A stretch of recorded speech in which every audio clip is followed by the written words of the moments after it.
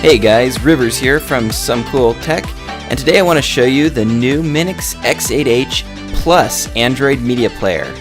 This media player is running the Android operating system, which lets you play video, games, and tens of thousands of apps on your big screen TV or computer monitor. First, let's take a look at some of the features that are new to the Plus over the original X8H.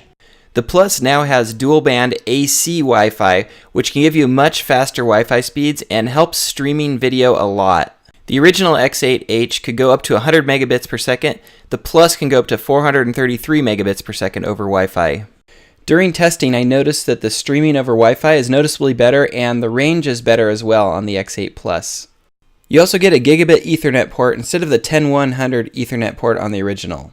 And on top of all the other great features of the original Minix X8H, the Plus can also play H.265 video, which makes 4K streaming possible.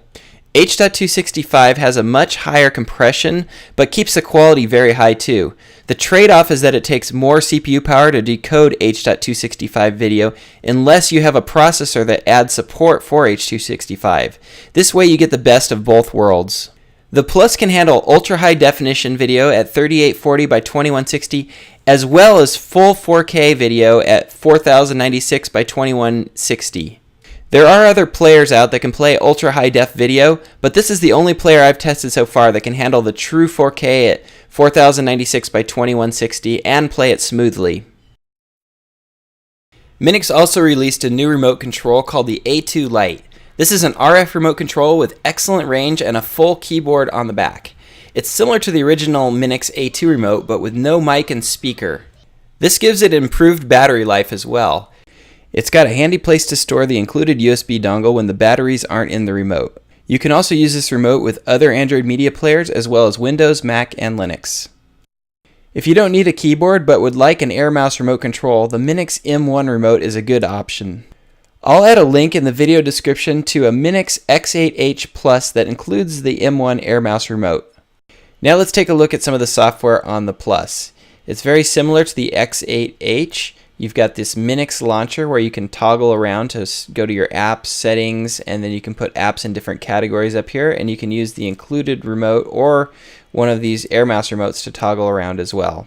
The reason the Air Mouse remotes are nice are if you use apps like, say, a web browser, it's really hard to navigate around by just spacing around. You really need a mouse to click on links and things like that.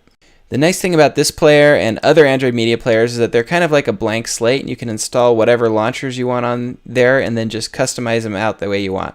So I'm going to go ahead and put Nova Launcher on here, and I've got some of the apps the way I like them to be laid out, and now the Air Mouse comes in a lot more handy. Probably one of my favorite features of the new Minix software is the ability to use the Google TV Remote app for your phone to control your Minix box. So it's right here under Advanced, and you just click that box to enable Google TV Remote, and now you can use it for an Air Mouse. You can get all the menu buttons, home buttons, lots of different things, even voice to text on there as well. Probably my favorite thing about Minix devices is their firmware. They make sure it's very stable and fast, plus they constantly update it to add new features. Minix players are the only players that I know of right now which you don't have to erase everything on the box to update the firmware. Over-the-air updates are coming soon, but in the meantime, let me show you the USB thumb drive update method. So I have here a super fast USB thumb drive. I've copied 2 files to it onto the root directory, and all I need to do is plug it in and go into the update option on the media player.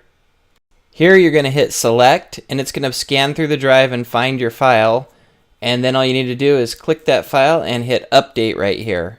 The device will reboot and install the update for you. I'll add a link in the description to where you can download the firmware files that you need. Just as a note, there's different ways to flash depending on what firmware is currently on your box. And finally, video playback on the Plus is excellent. It's very, very smooth. XBMC seems to be fully working. It played every video that I threw at it. If you do have any problems with plugins or anything like that, you can also try Kodi version 14 is out as well. But I felt like I didn't even need to try it because everything I tried worked great on here. XBMC as well as MX Player could both play the 4K H.265 sample video that I played on it as well. No other boxes that I've tested so far were able to play the 4K H.265 player without being at least a little bit choppy, but the X8 Plus handled it with no problem.